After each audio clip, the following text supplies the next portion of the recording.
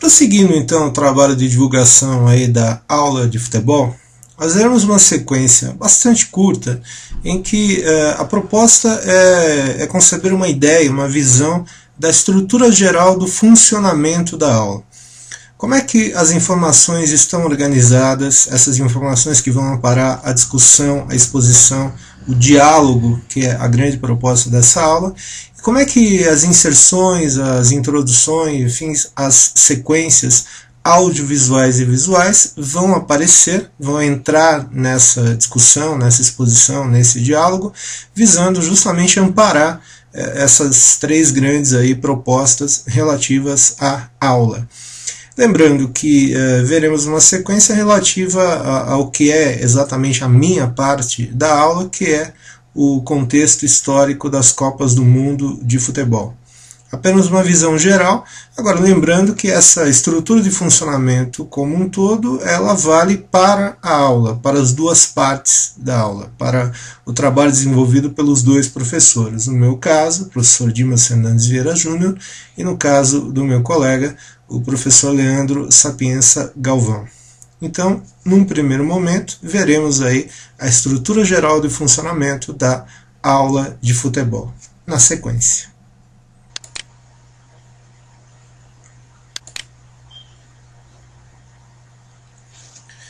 O objetivo desse vídeo é dar uma noção muito rápida da estrutura geral da aula.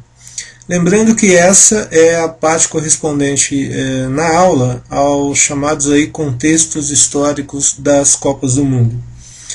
De forma geral, nós vamos ter uma estrutura onde os pontos a serem destacados na exposição, na discussão, no diálogo com os participantes estarão visíveis textualmente, e em determinados momentos dessa exposição, dessa discussão, desse diálogo, teremos algumas intervenções visuais que buscam amparar justamente essa estrutura de exposição, de discussão e de diálogo.